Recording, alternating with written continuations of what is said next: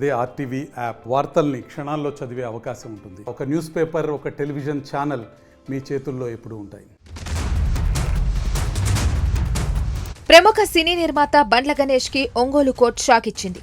Check bounce కేసులో ఏడాది jail శిక్ష విధిస్తూ తీర్పు ఇచ్చింది. శిక్షతో పాటు 95 లక్షల జరిమానా విధించింది న్యాయస్థానం. బాధితుడి కోర్టు ఖర్చులు కూడా బండ్ల గణేష్ చెల్లించాలంటూ తీర్పు వెల్లడించింది.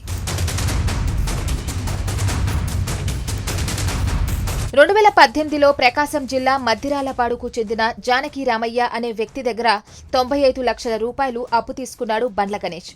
అయితే జానకి రామయ్య మరణించడంతో ఆయన తండ్రికి పరమేశ్వర ఆర్ట్స్ ప్రొడక్షన్ పేరుతో 95 లక్షలకి చెక్ ఇచ్చాడు బండ్ల గణేష్.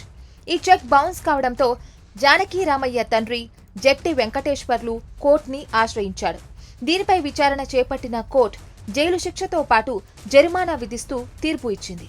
అయితే కోర్టు తీర్పుపై అపీలు చేసుకునేందుకు నెల రోజుల గడువు ఇచ్చారు. 2018 జూన్ 18వ తేదీన మా అబ్బాయి ఇక్కడ HDFC నుంచి ట్రాన్స్ఫర్ చేశాడు. మా అబ్బాయి అక్టోబర్ 17 చనిపోయాడు. డిసెంబర్ లో పోయి అడిగితే ఇవ్వాల్సిన మాట వాస్తవమే అని చెప్పి చెక్ రాసి ఇచ్చాడు. చెక్ తో పాటు ఆథరైజేషన్ లెటర్ కూడా ఇచ్చాడు. ఇక్కడ HDFC లో కలెక్షన్ కేస్తే బౌన్స్ అయింది. తర్వాత అడిగితే సమాధానం లేదు.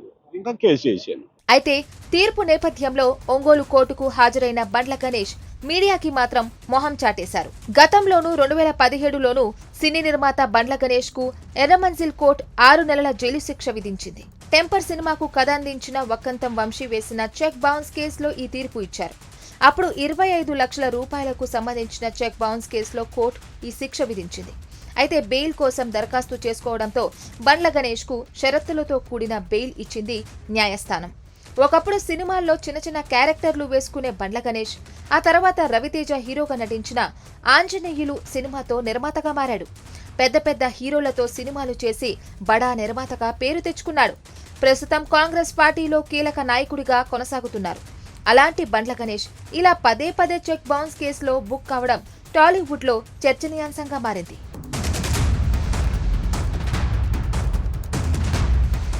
మరిన్ని వీడియోస్ కోసం ఛానల్ ని సబ్స్క్రైబ్ చేయండి. లేటెస్ట్ అప్డేట్స్ కోసం వాట్సాప్ ఛానల్ ని ఫాలో చేయండి. అండ్ లింక్ డిస్క్రిప్షన్ లో ఉంది.